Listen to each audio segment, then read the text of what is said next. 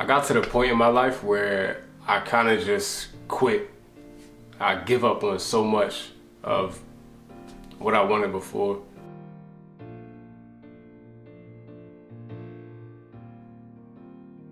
It's crazy that the older you get, you start to realize that so much of what you wanted when you were younger, even just recently, it changes all the time. It's so much different now looking at myself through a 28-year-old's eyes compared to 21, 22, 23. And I don't always understand why my desires and why my wants and goals change, but they do. And the only consistent thing is that I'm always moving forward. I'm always taking another step and living life and being bold about it. But shit, some days I don't even want what I thought I wanted. There's this whole idea of the American dream and what it's supposed to look like and be like and feel like. And to be honest, not much intrigues me about society in general. I don't think society is a bad thing. I don't think it should be demonized, but I do find trouble relating to a lot of people who care about things that I simply just don't care about. You know what I want to do? Ultimately, yes, I want my music to go crazy far, right? I want to be a star, cool. Yes, I want to be on my professional speaking circuits. Yes, I want to be a philanthropist. Yes, I want to continue to give back and to grow and have my fitness business take off. Of course, I still want all of that, and I work every day to make those things happen. However, at the end of the day, I just want peace and I want freedom. And when I think about my entire lifestyle, it's not that I'm against working or having a job. Nah, I'm very grateful for my job. It pays all my bills. It paid for this camera, paid for my computer, pays for all my music videos and everything I'm invested in.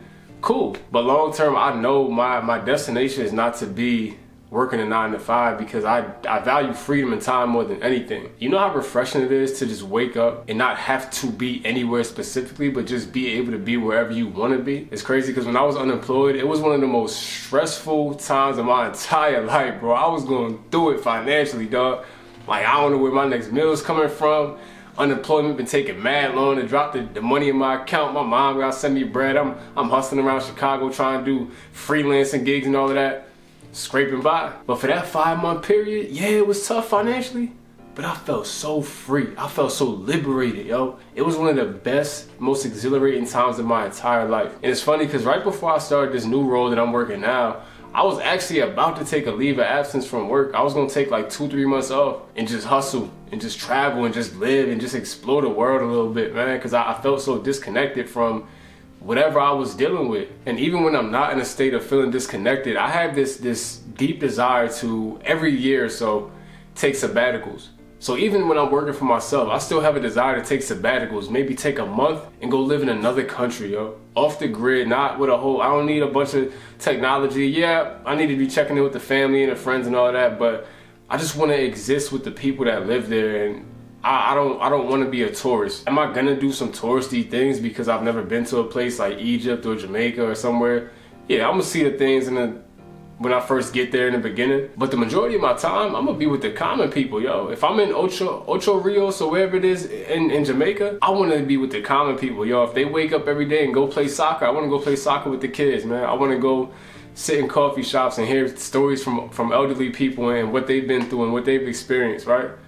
I wanna go fetch the water when they fetch the water. I wanna go to the supermarket. I wanna go to the local events and all of that. I don't want to be out there like some ultra powerful American savior. Nah, I'm not interested in that. Freedom is just everything to me, man. Freedom is everything. And you know, it's funny because I've always been a hustler. I've always been somebody that is working like crazy, getting to it, putting mad hours in, putting mad extra work in. And nothing has changed in that regard. But one thing that has changed is I'm not punishing myself for enjoying things anymore. I'm not feeling guilty for enjoying some leisure now. You know, I still have a very strict and disciplined schedule that I follow week to week. But before, I wouldn't allow myself as much, I wouldn't allow myself leisure time really at all. And if I did, I would feel guilty because I wasn't working. You know what I'm saying? And what it did was it took the fun out of the entire process. And when I first started making music, when I started making these videos, when I started doing all of this stuff, it was born out of pure love and self-expression and catharsis.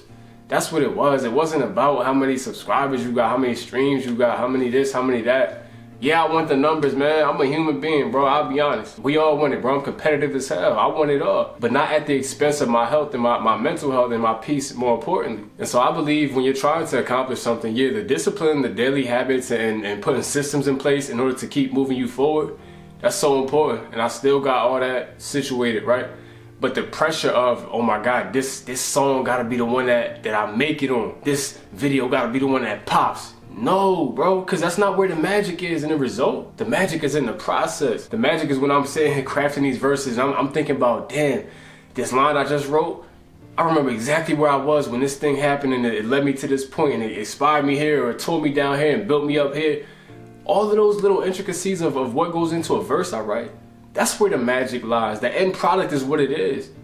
And once it's gone, you let somebody else be inspired by your art. But the way it does for me, it's the process, man. It's just taking that time when I'm talking to y'all on the camera right here, what we going through, just chopping it up. That's the magic, man. Forget how many views that something has, it doesn't have. This is the magic, man. And before, I struggled so much to enjoy the present because I was so focused on just the future, man. And it's so hard when you tell somebody who's always been a go-getter. And so trying to tell yourself, somebody who's a go-getter and a perfectionist, yo, enjoy the moment, it's very tough. I spoke a while back about this idea that I kind of coined the term for called the proverbial ceiling paradox. And in a nutshell, what it says is if everybody in your environment, your culture, reaches a level 3 on a scale of say 1 to 5, right?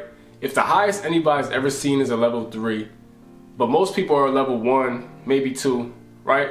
If you so happen to creep into the 4 and the 5, from now on, that culture, that environment looks at you like a superstar. However, if you are at the level 5, what that means is you've been able to leave and see the world a little bit, and you've been exposed to the 15, you've been exposed to the 20s, and you know you've seen even 25 is possible. So now knowing that 25 is possible, although you're a 5 and you're way above what anybody's ever seen from your environment, you don't feel like you're good enough because you're not the 25 yet. So anything that's taking you away from progressing towards the 25, build to 6, build to 7, build to 10, build to 12. Anything that's not that, you start feeling guilty. And that was what I was a victim of. I was trapped in my own mind and my own psyche doing that. But it's like, nah, yo, don't wait till you get to 25 to enjoy this, yo. Enjoy the 5, dog. Or they look at you like a superstar, enjoy that. Just keep bringing them along till they get to the 5. And then we get to 6, and we enjoy that. We enjoy 7, we enjoy 8, yo, we enjoy everything just like we enjoy the best thing. That's how it's supposed to be. I was on Twitter, I was talking to Russ on Twitter. It was something we were talking about. Real brief interaction. It wasn't like a full thread, but it was something that we were talking about wins and the word small. He was like, yo, take the word small out of your vocab. No win is a small win, bro. It's a dub. A dub is a dub, bro. And it was so simple but so profound because he's right. He was right. If I have a show that's 5 people in a venue and that's it, I need to perform that show like it's the Grammys, yo. Like it's the best night of my life, because it is. Right now, it's the only one I have, so it is the best night of my life. So I gotta give everything to every moment the same way I'm gonna give it to that big life-changing moment, to my magnum opus, to my, you know what I'm saying, to my award speech. Every moment I live is an award speech. It's an opportunity for an award speech. And I think that's what I was losing sight of, is being so consumed by comparison culture and not being where I want to be yet, and things taking longer than I expected. But then when I look back and I look at how far I came, I'm like, damn, yo, I'm so grateful for being here. Is it perfect? No, not supposed to be, never will be. But am I blessed? I'm so blessed, yo.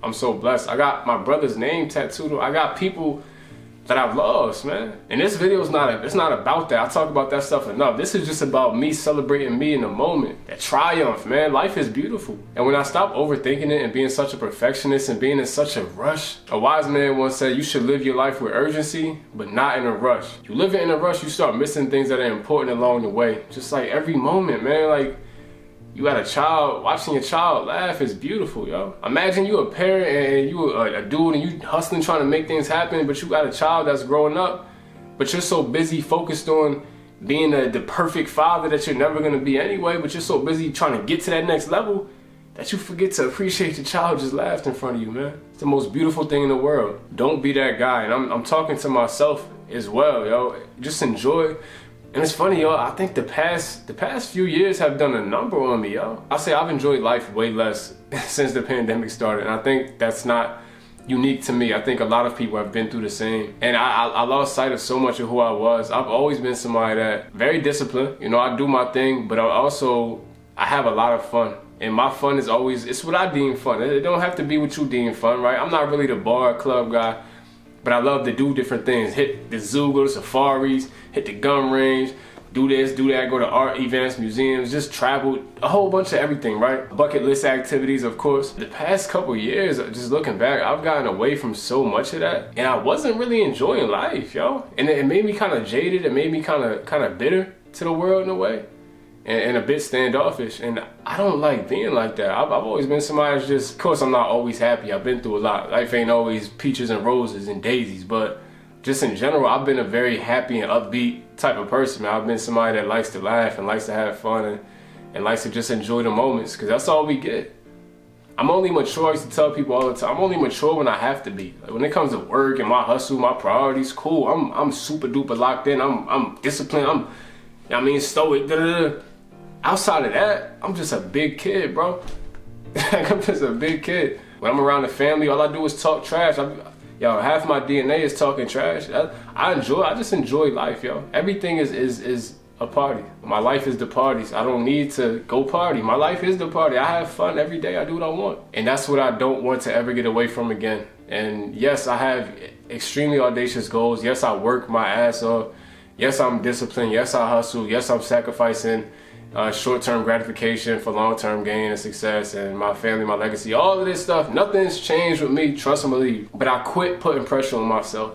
And that's what this whole video boils down to. I will no longer put pressure on myself to make it to a certain point by a certain time. I do have goals and they do have timelines, but I'm not stressing about the in-between. Every day I'm gonna take a step forward. I'm just gonna work and work and work and enjoy, and have fun and have fun and have fun, and laugh and laugh and laugh, and cry and cry and cry, and fight and fight and fight. And when I look back on my life, I want to be proud of what I did, and I want to be proud of the way I lived. I think of life like art, like a painting, right? And we all get a paintbrush, we all get a canvas, and sometimes we get different colors and different kinds of paint, and acrylics and watercolors. Sometimes we get pencils, sometimes we get pens and markers. At the end of the day, when you zoom into a painting, think a Monet painting, for example. You zoom into a Monet painting, it looks like a blob of color. Nothing makes sense. All you see is this one little blob of color. It's not till you zoom all the way out, you get to observe this beautiful garden, or this beautiful mountain scene or roadside scene that Monet was able to create with all these different blobs of different kinds of colors. And the only way he was able to complete that was because he kept the brush moving. So that's all I want to do, and that's all I want to encourage y'all to do. Keep your brush moving, man. And create the art. Make your life the art. Make your life the Monet. Everything's not going to be perfect. Sometimes you got to color outside the lines. Sometimes you got to change things around and put more paint on this side, or get a piece of napkin and paper and wipe this off. But when you zoom out, you'll see that your life is the magnum opus. Your life is the masterpiece. Your life is the Monet. And the only way you can get to that Monet is if you start living it. That's all I got for y'all, man. I love you all, and Godspeed.